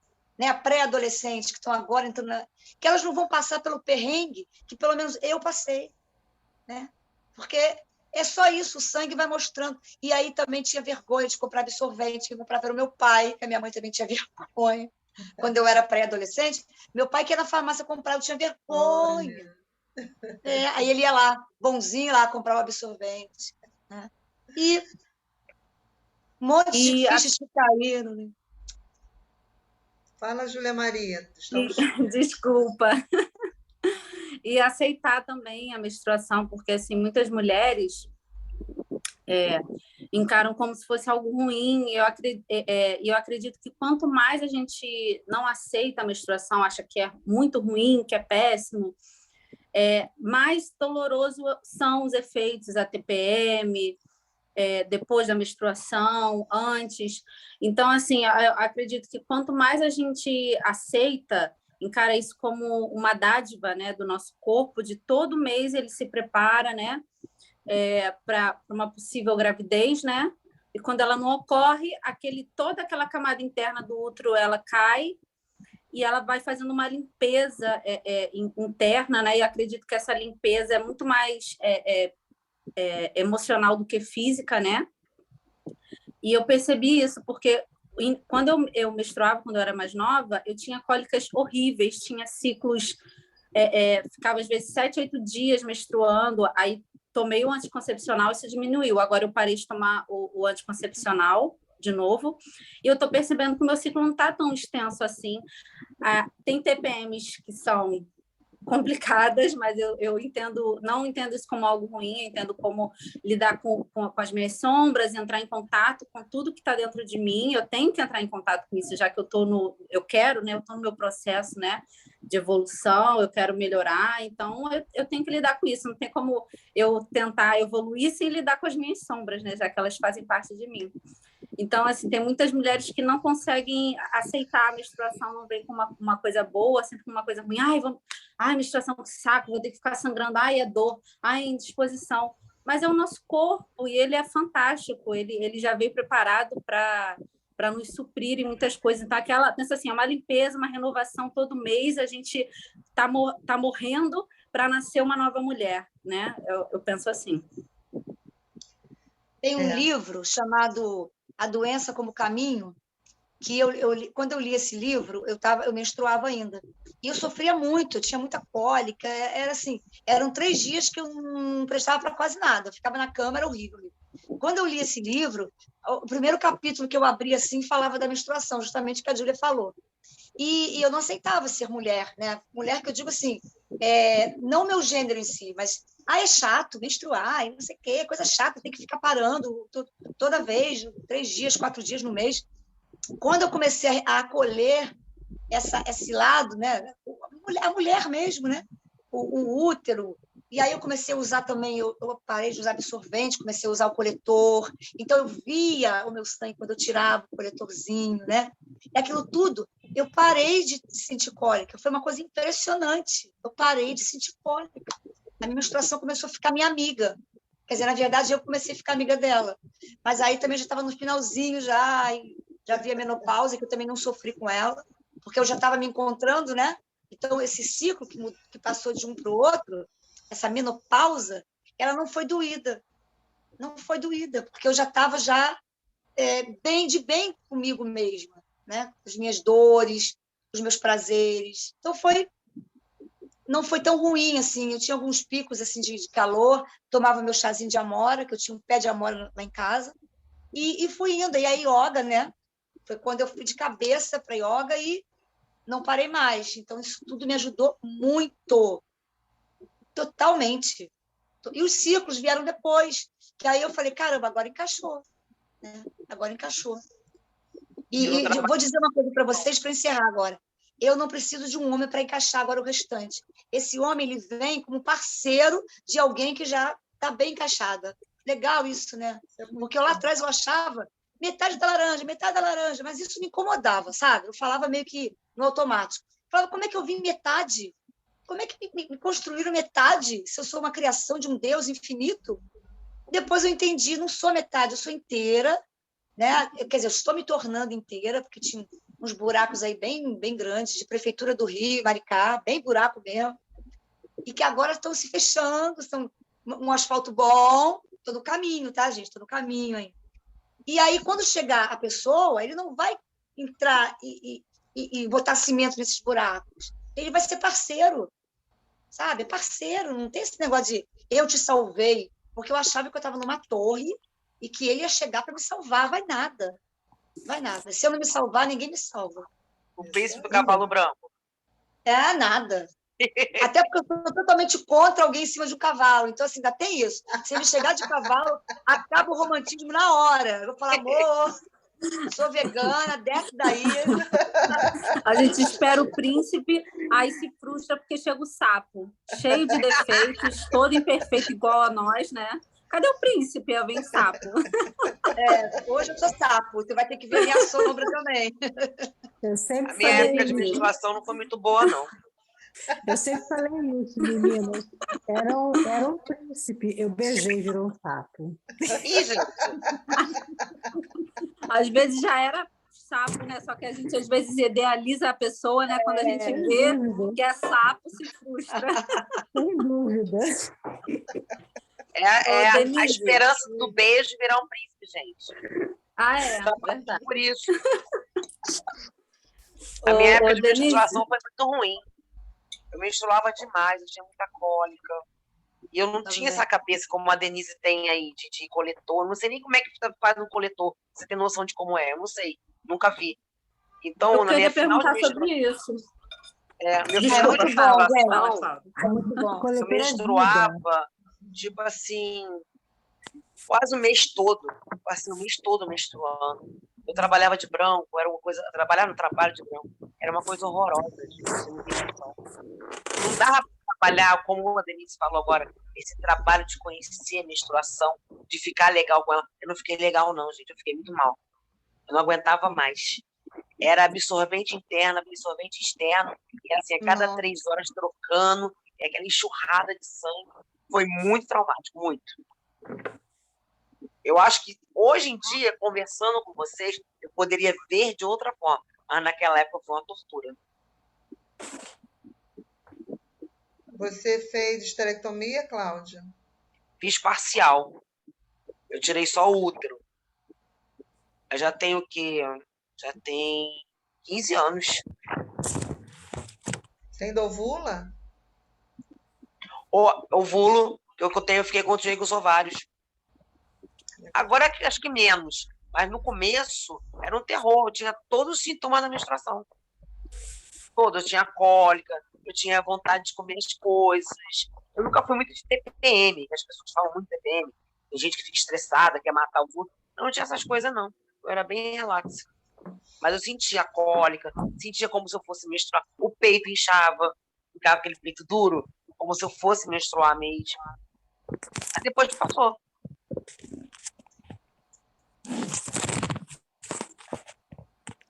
Júlia, você ia perguntar um negócio para Denise? Ah, é verdade. Denise, você falou do coletor e eu estou com muita vontade de comprar o coletor, de usar, mas eu sempre falo, mês que vem, que também é um processo, né? Foi um processo para parar com o anticoncepcional, agora está sendo um processo para começar a usar o coletor. Eu ia te perguntar como é que foi esse processo de antes de começar a usar e durante. No começo me deu medo, porque eu falei, gente, isso vai entrar em mim, vai se perder lá dentro. Como é que vai ser? Eu tenho esse mesmo medo. Eu falo, a gente vai parar no hospital e falar, moça, olha só, eu coloquei, eu não sei tirar. Por favor, me ajuda. Não tem problema. O que você tem que fazer? Você não pode deixar ar, entendeu? Você tem que apertar ele, e quando ele entra lá dentro da vagina, no canal, ele abre. Mas ele não abre tipo lona de circo, não, entendeu? Tipo pênis de gato, não. É tranquilo. Ele abre e fica bem. Você não sente. Agora, se você botar ele com ar, primeiro que ele não vai abrir. Ele vai ficar dobradinho lá dentro, entendeu? E é fácil. É fácil. E dizem, por exemplo, que tem muita mulher que acha que sangra muito, muito, muito, muito. Quando começa a usar o coletor, vê que não é tanto assim. Tá? Agora tem outro. E aí pode vazar. Então, você tem que ver a quantidade do sangue, né? Para ver se tem que trocar de 3 em 3 horas. Se for muito, de 2 em 2 horas, trocar, que eu digo, é virar, né? Lavar e botar de novo. Mas, assim, gente, eu só tenho a agradecer. Eu só tenho. Aí foi muito engraçado, porque eu entrei na menopausa e a minha sobrinha se interessou. Ela falou, ai, Tina, pô, passa para mim como herança. Eu falei, tá maluca, garota? Eu não vou te dar isso, né? Porque, assim, a gente não sabe, né, se tem alguma coisa ali. Eu joguei ele fora. Mas eu joguei com todo o respeito do mundo, sabe? Com todo o respeito. E foi muito engraçado, porque quando eu chegava em casa, eu tirava, lavava ele todinho, e eu tinha uma panelinha para ele, que dá para você ferver, sabe? Assim, não é botar ele fervendo lá, não. Você esquenta a água, apaga o fogo e bota ele para limpar ele direitinho. Era a minha panelinha. Eu morava com a minha irmã no Rio, a minha irmã chegou, não sabia, pegou a panelinha, foi fazer ovo, cara. Foi cozinhar ovo. A sorte que foi ovo cozido. A sorte que foi ovo. Aí eu cheguei, vi a minha panelinha em cima da pia, morava eu, ela e o filho dela, meu sobrinho. Falei, gente, quem pegou a minha panelinha aqui? Aí ela, fui eu, fiz um ovo. Eu falei, caraca, isso aqui é do meu coletor, cara, pelo amor de Deus. Quem tu foi fazer isso? Aí ela, pô, não sabia. Aí o Bruno falou, meu sobrinho, pô, tia, eu vou te falar, eu quase peguei para fazer um brigadeiro. Ai, meu Deus. Aí eu Gente, passei acho que a não ia guardar conseguir minha trabalhar panelinha. com esse negócio aí, não. Não, ó, vou te falar, não fica grande, não fica. Só que tem o Cláudia, seguinte, não tem é igual ao tamanho. OB, não. É diferente, porque o OB ele incha, né? O coletor ele fica com um vácuo ali que só Não, sai gente, quando não é você questão, tira. nem essa questão aí. Sabe o que acontece? É que assim, como eu já sou um pouquinho mais velha do que vocês, entendeu? Quando eu era jovem, eu fui menstruar aos 10 anos. Não tinha quase absorvente. Absorvente você só usava para sair. Era pano. Você dobrava o paninho e colocava na calcinha. Você ia para a escola com aquilo. Eu só tinha 10 anos. Eu ficava o tempo inteiro achando que eu estava suja. E todo mundo ia ver que eu estava menstruada. Então, isso ficou na minha cabeça. Tanto que, quando eu fiquei adulta, eu colocava um OB interno mais um absorvente para que não passasse, não sujasse a minha calça branca, entendeu? Então, eu acho que ia ficar na minha cabeça assim, ai, meu Deus, isso vai vazar na rua, vai sair sangue pelo meio das minhas pernas. Eu acho que eu ia ficar pensando isso. O coletor nunca vazou comigo, nunca vazou. Eu No sempre meu tive cuidado. processo... Pode falar, Deixa eu Cláudia. dar uma opinião aqui, gente. Eu usei o coletor também por alguns anos, tá? E foi assim a melhor coisa da minha vida, porque o meu fluxo era muito, mas muito forte. De às vezes eu ter que trocar durante 2 dias do meu fluxo, eu tenho que trocar toda hora. De hora em hora eu tinha que limpar, porque era muito forte. Então, quando eu passei a usar o coletor, foi assim uma bênção na minha vida. O que eu fiz foi, nos primeiros meses que eu estava usando o coletor, até eu me acostumar, eu colocava um absorvente também na calcinha, até para eu ver quanto que era o meu fluxo, entendeu? Quando que eu tinha que trocar, começar a sentir, porque você começa a sentir quando ele está cheio. E aí você já sabe que está na hora de trocar. Mas no início eu sempre colocava um absorventezinho só para me acostumar, entendeu? Mas, por favor, mulheres lindas, façam isso, porque vocês vão amar. Vou passar para minha filha. E tem tamanho, tá, gente? Tem tamanho. Não é tamanho único, não, porque a gente não é única, a gente é. E a gente compra onde? Diferente. Eu comprei na época, eu comprei na internet. Uma menina no Facebook, ela vendeu para mim. Mas agora tem vários. Na época só tinha uma ou duas marcas. A marca que eu comprei foi Cup Moon. CUPMOON. A lua no copinho. Eu comprei esse, mas hoje tem mais, tem outras marcas depois. Gente, a Liz quer falar um pouquinho. Fala aí, Liz. Ai, boa noite, estou me atrasada, né? Tem na farmácia, eu comprei os meus na Pacheco. Nossa, que legal! Tem um kit. Vem, tipo, eu comprei um para mim e para minha mãe. Tem o tamanho, né? Para quem teve filho, para quem não teve. Para quem não teve relação sexual ainda, tem os tamanhos. O meu eu tinha comprado para quem não tinha filho, mas não me serviu. Aí eu tive que comprar um maior. Tem uma numeração também. Acho que é por marca isso que tem numeração, né? Só que agora eu nem uso mais tanto o coletor, eu uso o disco. O disco, tipo, o disco tu pode ter relação normal, porque o coletor você tem que tirar, né? O disco não. Aí eu uso o disco hoje em dia, mas eu tenho os coletores ainda que vem com um copinho que você bota no micro-ondas de 1 minuto.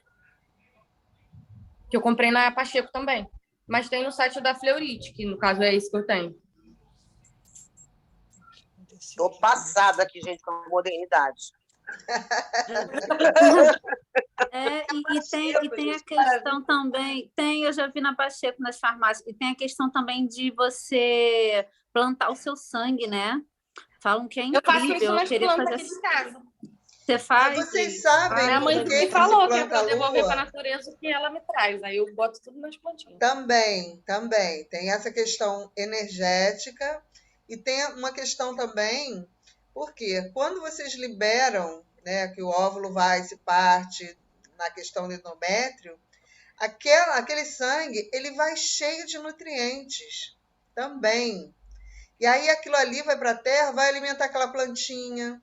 Então, além de você devolver à terra aquilo que ela te deu, você também vai estar dando força para a planta, para suas plantinhas, para suas questões.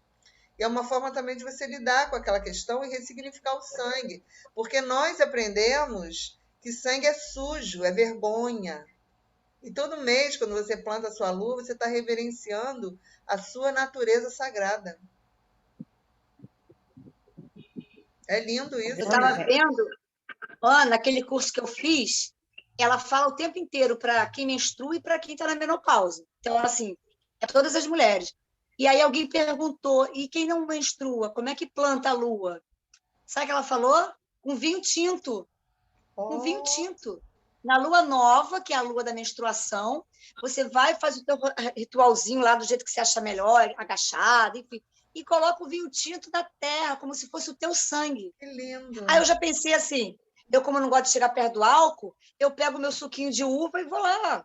Eu pensei no suco de uva também. Acho que suco de uva tem tudo a ver. Pois é. Muito legal. Gente, chocada. Isso é novo para mim.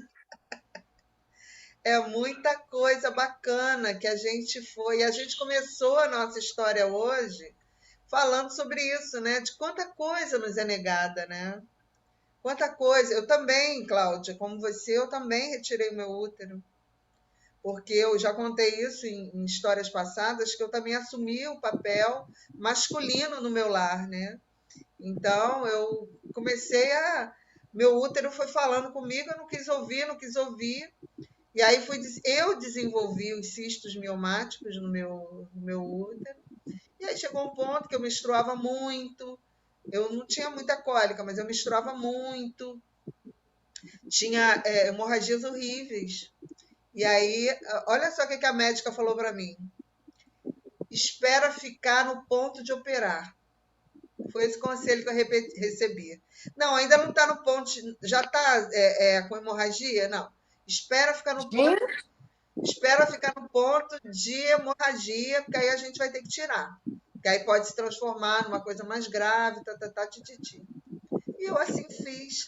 Imagina se nós, Cláudia, tivéssemos o poder hoje, se a gente tivesse hoje com essa informação, tudo seria diferente, né?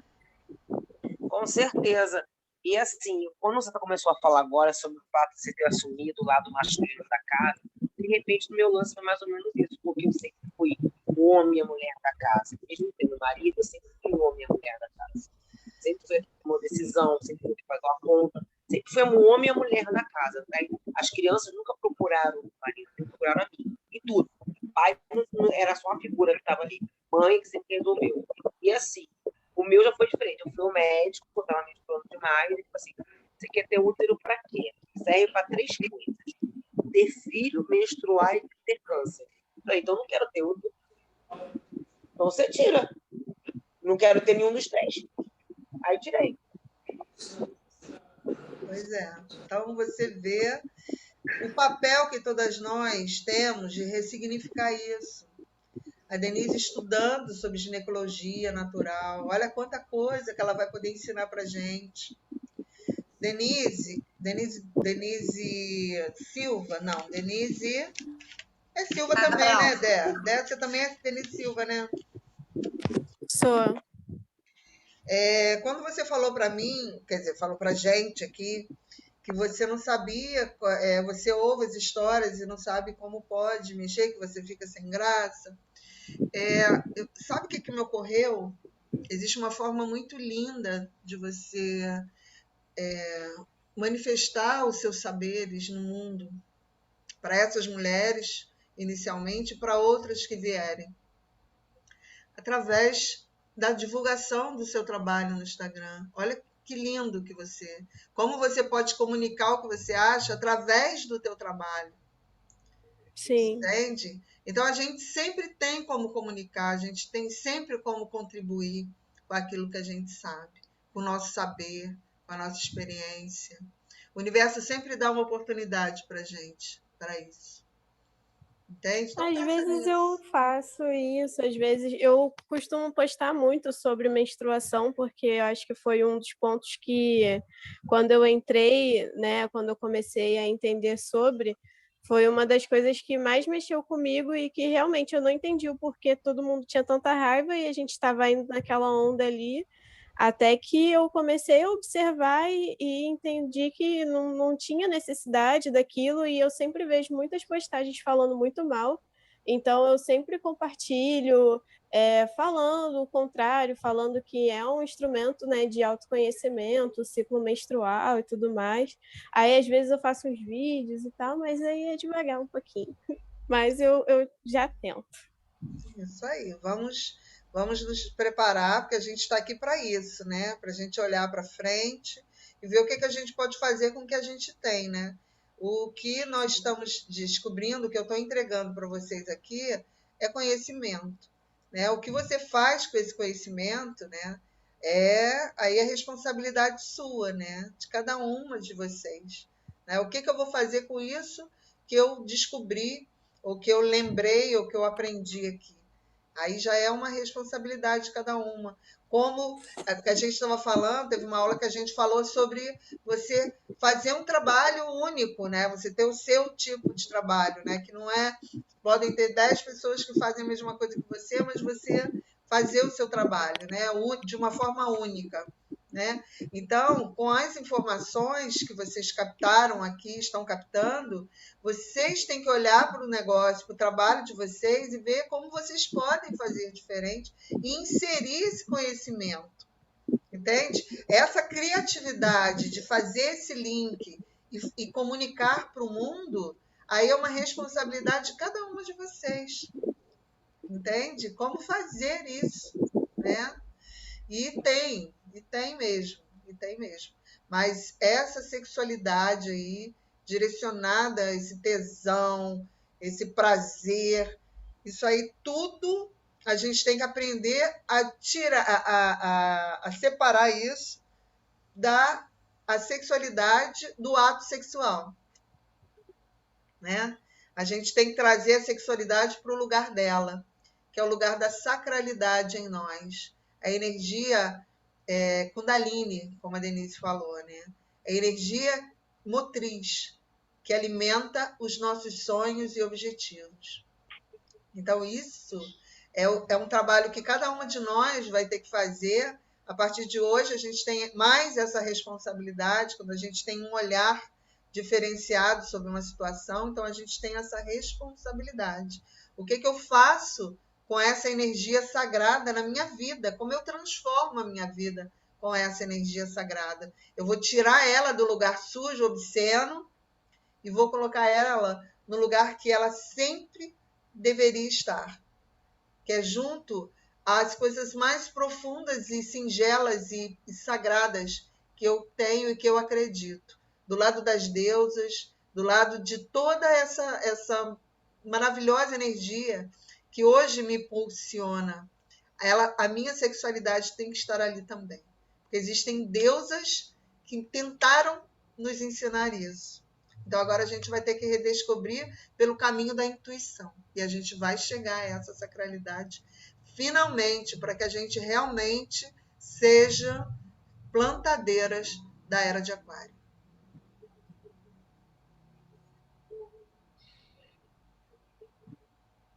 Faz sentido para vocês isso?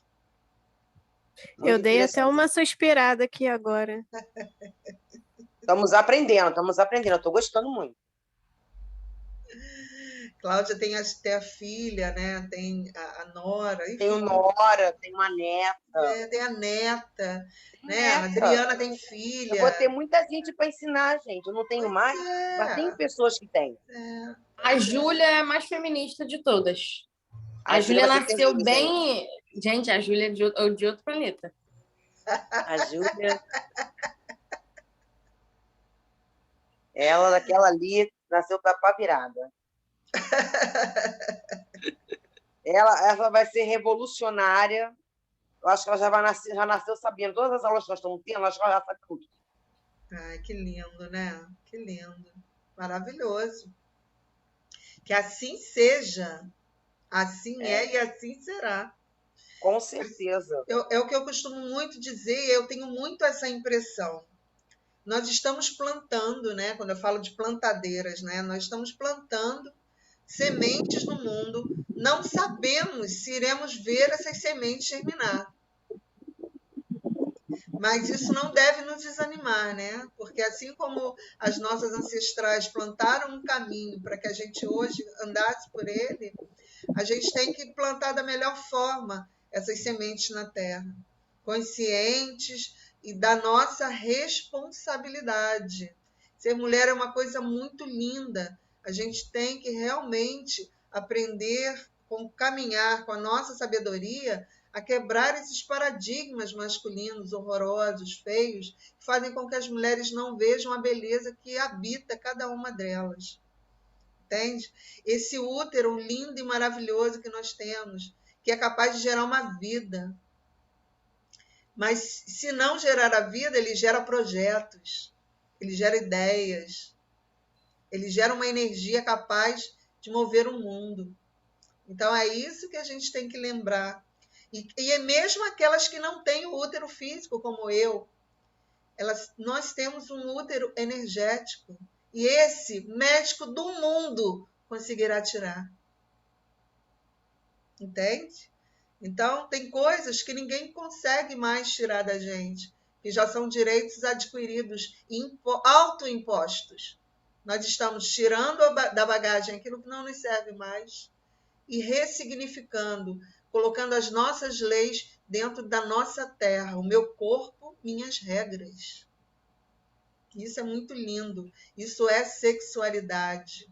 Isso é como eu quero caminhar nesse mundo. Eu tenho todo o direito de caminhar nesse mundo como eu quiser. Quem está dizendo para mim que eu sou presa a alguma coisa? Eu sou livre para caminhar por onde eu quiser. Mas eu tenho principalmente que estar aonde eu realmente desejo estar. Ao lado do homem que eu realmente desejar estar. Fazendo exatamente aquilo que eu desejo fazer. Entende? Esse é o poder da sexualidade na nossa vida. É o poder da ação. É o poder da criação e da transformação.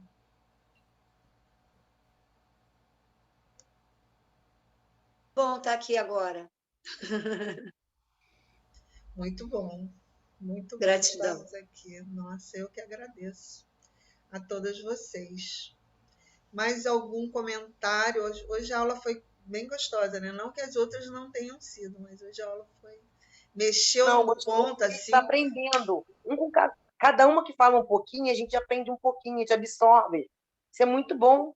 Eu gosto muito da Denise falando, eu gosto muito da Tereza falando, da Adriana falando. São pessoas mais experientes, passam coisas para a gente, entendeu? Pô, estou me amarrando, estou gostando muito.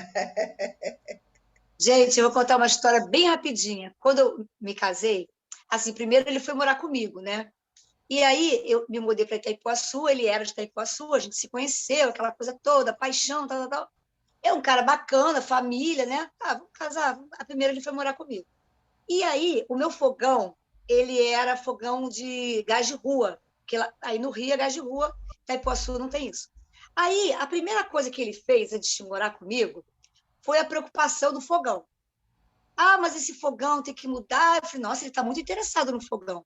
Esse fogão tem que mudar para gás de botijão. E era um cara meio largado, assim, que deixava tudo para depois, sabe?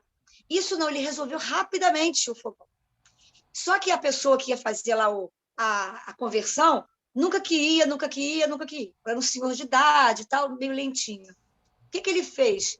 Ah, mas não tem um forninho? Ah, com forninho a gente já resolve. E eu falava assim, gente, o que resolve o quê? Resultado. Um dia ele chegou para mim e falou assim, olha só, deixa eu te falar.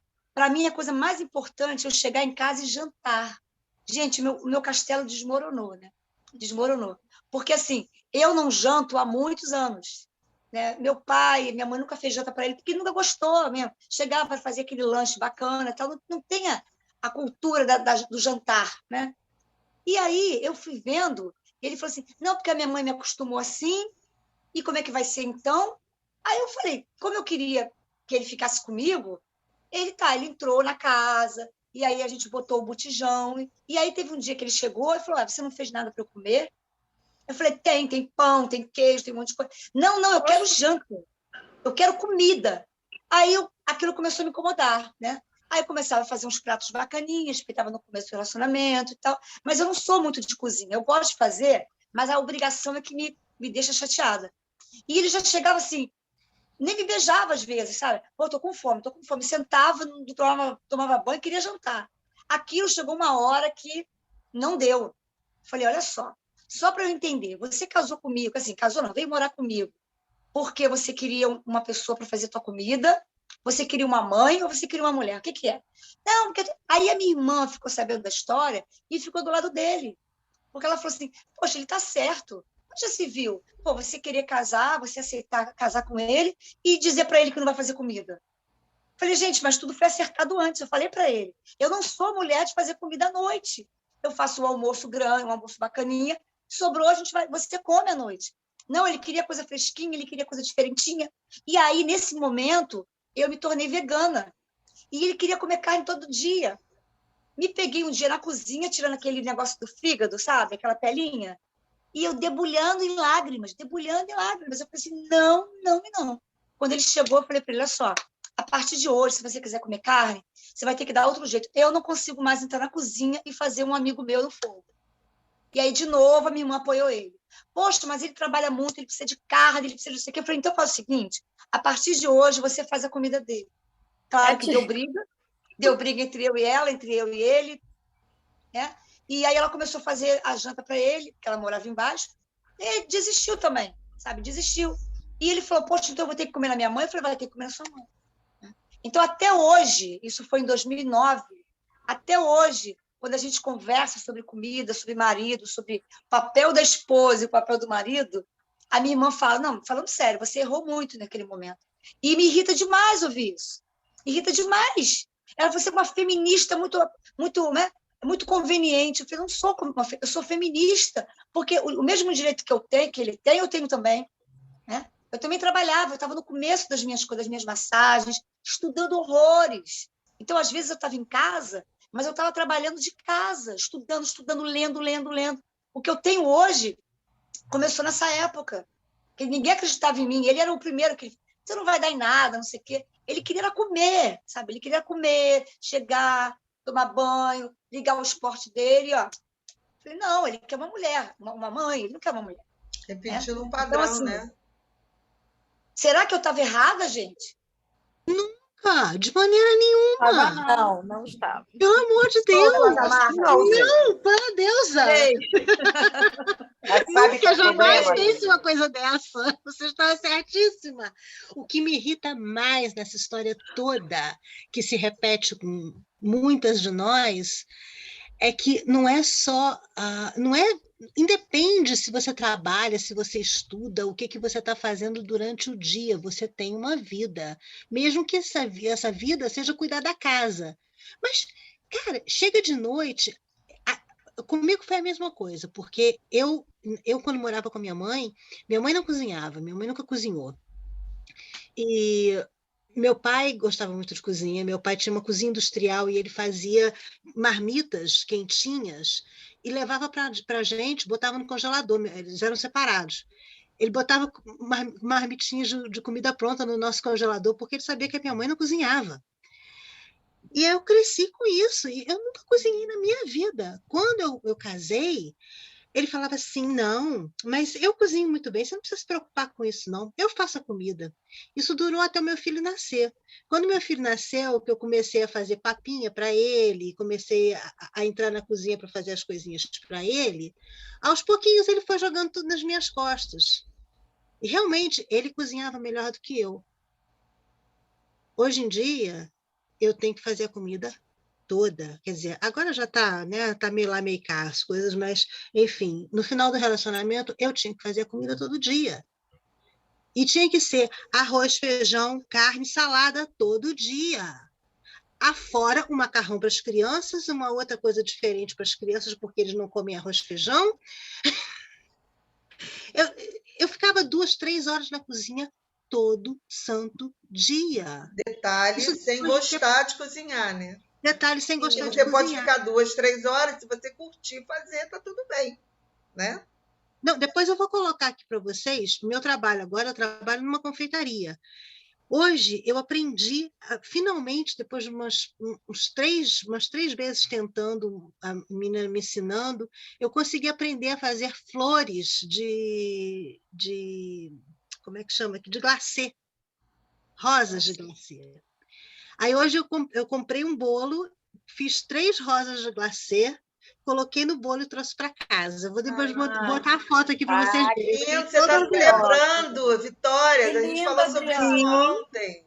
Tá Mas isso é uma coisa que eu sempre gostei de fazer. Eu sempre gostei de fazer doce na cozinha. Fazer bolo, fazer pão. Essas coisas eu gosto de fazer. Agora, comida, eu não gosto de fazer comida. Então, e o que eu penso é o seguinte, tudo bem, cara, você quer fazer jantar todo dia, quer ter jantar todo dia? Tudo bem. Agora, vamos fazer o seguinte, vamos embora para a cozinha comigo. Eu faço uma coisa, você faz outra, sabe? É um momento que o casal está ali, está junto, para aproveitar, para ter uma conexão. Por que a mulher que tem que ir para a cozinha? Se os dois vão comer. Se os dois vão comer, os dois vão para a cozinha fazer comida. Eu não entendo essa masculinidade, entendeu? Que diz que o homem tem que ficar sentado na frente da televisão assistindo futebol enquanto a gente está na cozinha. Isso quando não tem que botar a comida no prato também, né? Sim. Botar. Lá na minha mãe, meu pai não almoça, só janta. Aí minha mãe janta dele. Senão ele não come. E aqui começou assim, eu e Theo. A gente morava lá na minha mãe, aí eu fiz a comida, tudo certo, aí eu tava na cozinha e ele estava fazendo o quê? Jogando videogame.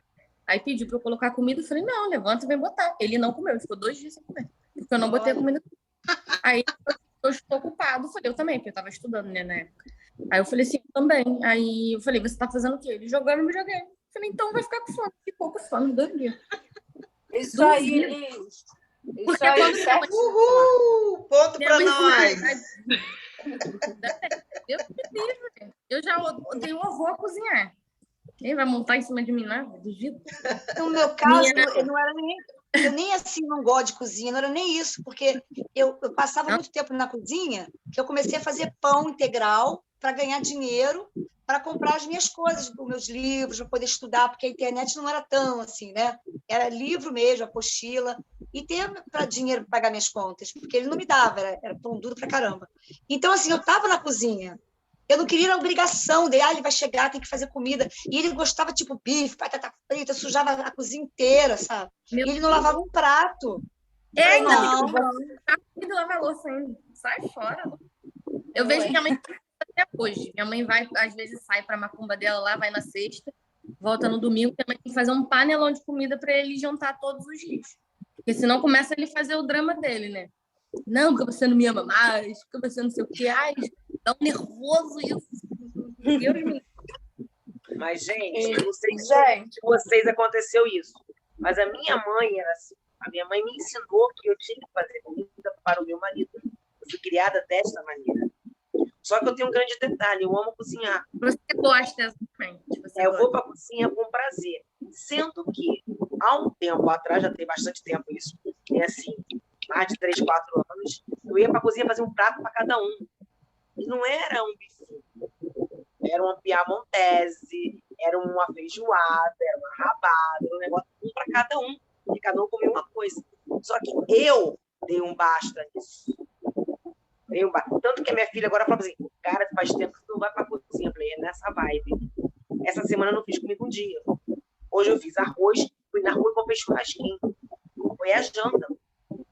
Agora eu decidi dessa forma. Eu vou para a cozinha quando eu quero ir para a cozinha. Eu fazia que nem a minha Liz faz. E deixa a comida pronta, porque foi para macumba. Não deixo mais. Vai ficar sem comer. Se quiser comer, pede uma quentinha ou compra um frango assado. Porque eu vou para macumba de qualquer jeito. Eu já estou liberta dessa parada. Muito bem. Eu quero. Mas eu amo cozinhar. Amo. Fala, Júlia. Eu tive uma experiência também de morar junto e foi bem complicado também. Eu nunca gostei, mas eu tinha curiosidade, tinha vontade de aprender a cozinhar, né? E o meu noivo, na época, ele cozinhava muito bem, 1000 vezes melhor do que eu, porque ele também já morava sozinho há muitos anos. E para mim foi um processo, né, de aprender a fazer as coisas e gostar, né? Nem sempre a gente acaba gostando. E ele trabalhava de casa e eu trabalhava na rua e ainda tinha faculdade. E às vezes ele falava, caramba, você tem que cozinhar mais. Eu me esforçava, mas mesmo assim não era uma Masterchef, Ana Maria Braga, tudo dentro do meu limite. E eu falava assim, olha, eu não tenho muita familiaridade, estou me esforçando, porque já que você passa mais tempo em casa, você cozinha e eu cuido da roupa, da casa, de tudo. Aí ele, tá bom. Mas era aquele tá bom e reclamava que eu não cozinhava. Falava para todo mundo, para os amigos, que isso e aquilo. E aquilo me deixava muito mal, porque se tem uma coisa que eu acho que ninguém gosta é fazer alguma coisa por obrigação. Quando é de livre e espontânea vontade, as coisas até fluem melhor. Tanto que agora eu estou morando sozinha e eu cozinho e eu estou amando cozinhar. Mas como eu tinha aquela pressão, aquela obrigação, e o tanto que eu me esforçava, ele não via o meu esforço, achava que eu estava fazendo pouco, eu não gostava de fazer e não queria fazer. Eu falava, olha só, você deveria ter casado com a Ana Maria Braga, não comigo. Porque, assim, eu tenho meu momento, meus limites, e eu também não vou ultrapassá-los por sua causa. E acabou que não deu certo por conta disso e muitas outras coisas. Oh, quero! Linda essa minha caçadora. Mas olha só, eu também quero falar, eu quero dar meu depoimento aqui, meu testemunho aqui. Por favor. O meu pai, ele era um exímio cozinheiro. Meu pai cozinhava muito e minha mãe trabalhava fora. Então, a minha mãe também cozinha muito bem, quem conhece, né? Sabe que minha mãe cozinha muito bem. Então, o que acontecia? Oi? Graças a Deus. Graças a Deus. Que saudade. Então, eles se revezavam. Então, às vezes, chegava um domingo que minha mãe estava cansada, não estava a fim de cozinhar, meu pai ia para a cozinha, fazia feijoada, fazia... Meu pai me ensinou a fazer, você vê como é que são as memórias, né? Meu pai me ensinou a fazer a couve mineira, meu pai era mineiro, né? Então, ele me ensinou como você corta o detalhe do alho, me ensinou a fazer arroz, me ensinou a lavar louça. Então, essas coisas, elas não se perdem. E hoje, o meu companheiro, o que acontece? Ele também sabe cozinhar. Mas ele descobriu, não sei se ele descobriu, né? Não sei se isso é jogo dele, que ele fala, nossa, você cozinha muito bem. Aí já sabe, fazer isso com uma leonina, né? E eu adoro cozinhar. Mas se eu falar assim, eu não estou afim de cozinhar. Ou ele pede uma comida pra gente, ou ele vai fazer. Então, tá tudo bem, né? Acordo. Aí tá tranquilo, né? E aí, assim, eu sou a cozinheira, ele é o lavador de pratos. Então, a gente tem uns jogos assim que eu acho que é legal, que é isso que a Adriana falou.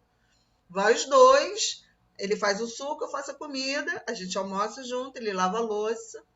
E aí, tudo tem que ser combinado, sabe? Tudo que é você obrigado a fazer, não fica legal, sabe por quê? Porque não tem o tesão que a gente está falando aqui hoje. A gente bota tesão na comida, a gente bota tesão em tudo que a gente faz, gente. Faz tudo com sazon. Pois é. Aí Botar você... sazon pra ter amor. Aí, se você não botar aquele teu tesão no que você está fazendo, você vai fazer de qualquer jeito. A energia da comida. Quem aqui já comeu uma comida e passou mal, sentiu dor de estômago? Energia, gente. Energia. É isso, né, meninas?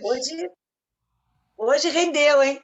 Hoje rendeu, né? 22 horas e 22 minutos. Maravilhoso. E eu queria encerrar hoje mostrando uma coisa muito linda para vocês. Olha aqui que lindo! O bolo da Adriana. Olha, Adriana, que lindo! Quando ela falou das flores, eu achei que eram umas florezinhas pequenininhas. Lindo! Não umas rosas lindas. Então, olha que coisa Matista! linda. Muito Adriana, eu fico na Muito internet olhando fazer essas rosas, eu acho a coisa mais linda. E de Ai, que baixo, vontade de fazer o de mais baixo uma. fui eu que escrevi, o I Love You, fui eu que escrevi também. Esse I Love You foi para quem, Adriana? Foi para uma cliente que chegou lá para comprar o bolo já está pronto lá, mas aí ela chega e pede para escrever. Aí ela pediu para eu escrever o I Love You para ela lá do bolo, eu escrevi. Que lindo, muito lindo. Parabéns, viu? Obrigada. Bota aqui o I Love You. Deixa eu mostrar para vocês o I Love You. Que lindo! Casou. Arrasou, né? Lindo. Lindo. Mais uma prova de quando a gente bota amor no que a gente faz, fica lindo, né? Somos muito poderosos, gente. Ninguém segura a gente. Olha, estou chegando a essa conclusão. Ninguém nos segura. Dá Vamos até palpitação. dominar esse mundo. Ai, Adriana, como é que foi fazer o vídeo? Tranquilo, eu pedi a ajuda dos universitários aqui em casa, né? Porque eu sou meio monga com esses negócios de internet, de WhatsApp. WhatsApp não, WhatsApp eu entendo melhor, mas o Instagram para mim é um mistério. Não entendo o Instagram. Aí eu pedi minha filha, falei, Nina, vem cá, me ajuda, eu preciso fazer um vídeo, mas eu quero um filtro bem bacana. Aí ela colocou no Snapchat para mim, que tem mais filtros do que o WhatsApp. Não sabia disso. O Snapchat ela acha 450 mil vídeos. Eu entro lá e fico procurando, falei, cadê os filtros que ela me mostrou? Aí eu botei para ela botou lá para mim os filtros, aí eu escolhi e fiz lá rapidinho, foi tranquilo. Foi gostoso, né? Que bom. Uhum. E você, Liz? Vergonha. Ficou De com vergonha. Fiquei, eu falo assim no Instagram, mas é tudo encenação, gente. Pois é, isso que eu ia falar. Você fala no Instagram. Você tem que ver quantas vezes é uma eu gravo. persona. Tem a Liz no Instagram, que é uma persona, e a Liz. Eu vou na Globo pedir um emprego, cara. Eu começo a suar de desespero, eu falo, meu Deus, tá horrível. Aí eu vou e faço. Aí, se eu quero usar uma segunda parte, aí eu tenho que fazer a primeira parte pausando na mesma parte que vai começar a segunda. Aí eu não consigo, eu tenho que fazer tudo de novo, aí começa a suar desesperada dessa ring light, esquenta a cara da gente. Gente, não, que isso. Fiquei desesperada. Aí, o único lugar que tinha aqui em casa era a varanda ali, eu falei, vou no pôr do sol, né? Eu demorei tanto que o sol foi embora. Tirei foto do pôr do sol, eu vou mandar pra vocês, ele foi embora, não deu tempo. Ai, que bom. Ai, show. E você, Júlia Malta?